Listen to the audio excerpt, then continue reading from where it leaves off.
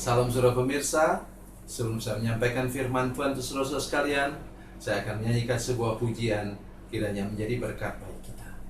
Jalan Salib.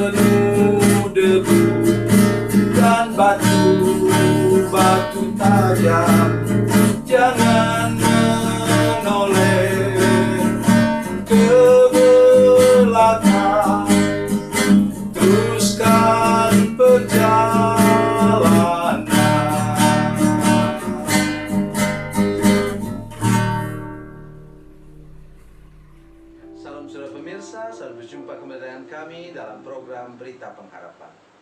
Dan saya ingin bersama-sama dengan saudara sekalian untuk memahami satu hal yang sangat penting dalam hidup kita. Ketika kita menghadapi tantangan hidup yang tidak biasa, misalnya penyakit seperti yang menyerang kita tahun yang lalu yang masih terbawa sampai hari ini, saya mengajak kita semua untuk berpegang pada janji Tuhan. Janji Tuhan ya dan amin. Dan hidup sudah pasti terlindung oleh kuasa mujizatnya. Sebelum mendengarkan firman Tuhan, mari kita berdoa.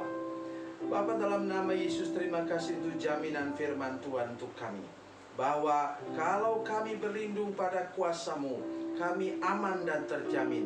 Kami akan melihat dengan mata kepala kami sendiri bahwa perlindungan baik kami yang beriman kepadamu berbeda dengan orang yang lain. Terima kasih Bapa di surga. Berikan keteguhan hati kepada kami untuk tetap berlindung di bawah kepak sayap-Mu, kata firman Tuhan. Terpujilah nama-Mu dalam nama Yesus. Haleluya. Amin. Mari kita bersama-sama merenungkan firman Tuhan hari ini dari Perjanjian Lama. Dari Perjanjian Lama, dari kitab Mazmur pasal 91.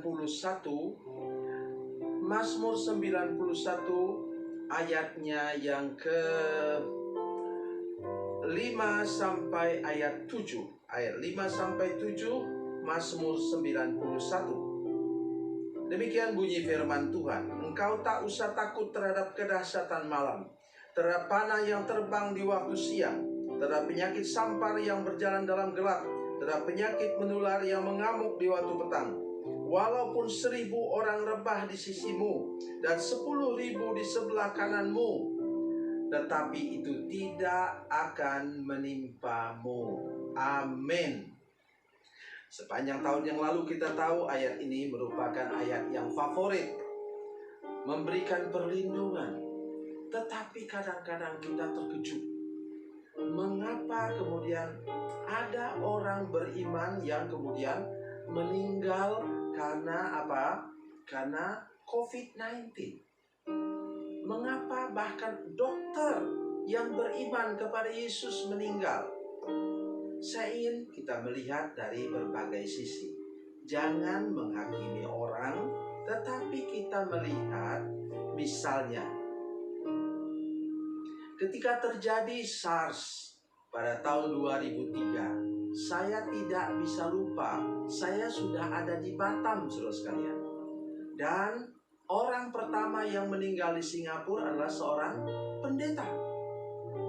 Karena dia begitu aktif menolong jemaatnya yang sakit. Mari kita melihat itu sisi apa? Pengorbanan. Sudah masih ingat bagaimana kasus dari yang disebut dalam Lukas pasal 10, orang Samaria yang murah hati. Sudah pikir dia tidak berkorban? Kalau penjahat atau penyamun itu masih ada di sekitar situ, jadikan orang yang setengah mati ini sebagai umpan, habislah dia. Bisa sudah mengatakan bahwa dia itu kena kutuk, dia mati seperti itu? Tidak, saudara sekalian. Bukan kena dosa juga, tapi sisi pengorbanan. Mari kita melihat segala sesuatu dari berbagai segi positif, jangan negatif. Itu sebabnya saya berteriak-teriak tahun lalu di gereja kami. Saya katakan, tolong saudara sekalian, beranilah beribadah, terapkan protokol kesehatan seperti dikatakan oleh pemerintah. Ikut itu, kita mencari Tuhan, kita mengalami masalah, yaitu sebagai satu risiko pengorbanan kita. Kita tidak berkorban secara konyol, saudara sekalian, secara bodoh, tidak.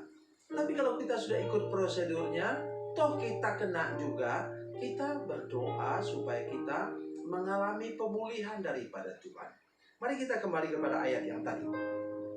Firman Tuhan ini berkata, engkau tak usah takut. Ini yang saya sangat suka ayat ini. Engkau tidak usah takut.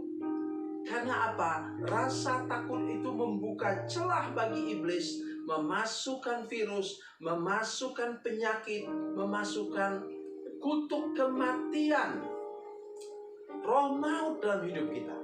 Itu sebabnya firman Tuhan katakan, jangan takut, jangan takut. Bagi saudara yang rajin membaca firman Tuhan, nanti sudah bisa akses dari internet. Ada seorang hamba Tuhan yang mengumpulkan kata jangan takut secara positif ya. Secara positif jangan takut itu ada 365 kali disebutkan. Artinya apa? Tiap hari Tuhan mau kita jangan takut. Tidak boleh takut.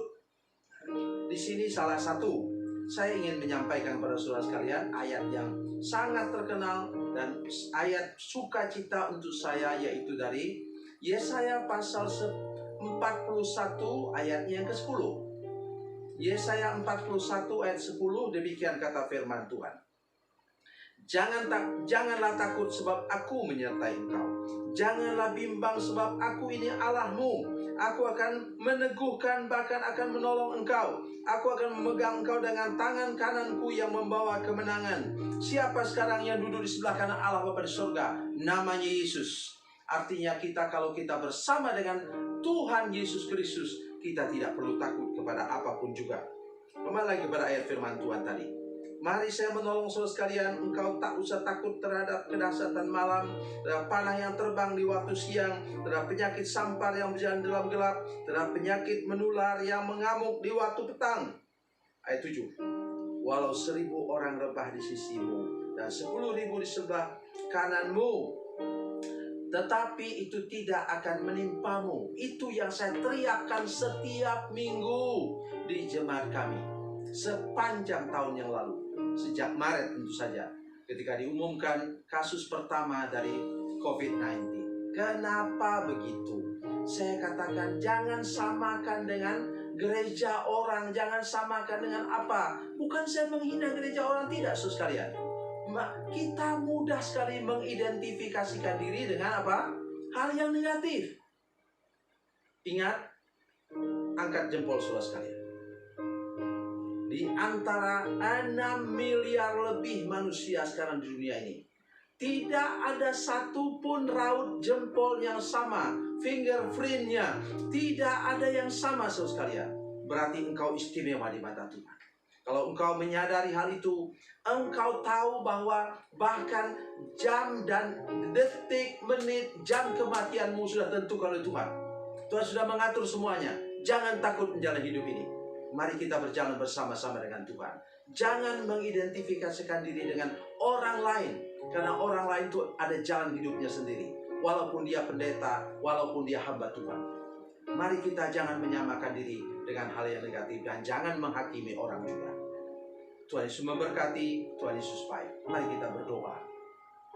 Bapa, dalam nama Yesus kami terima kasih untuk firman Tuhan yang luar biasa ini. Tolong seluruh jemaat, seluruh pemirsa yang menyaksikan program ini, supaya kami betul-betul mengerti bahwa kami ini spesial di mata Tuhan, istimewa di mata Tuhan. Tiap pribadi, Tuhan sudah menentukan jalan hidup kami bersama-sama dengan Engkau. Dan kami percaya, bagi kami yang sungguh-sungguh percaya kepadamu, beriman kepadamu, Tuhan mengatur langkah hidup kami sampai ke garis akhir.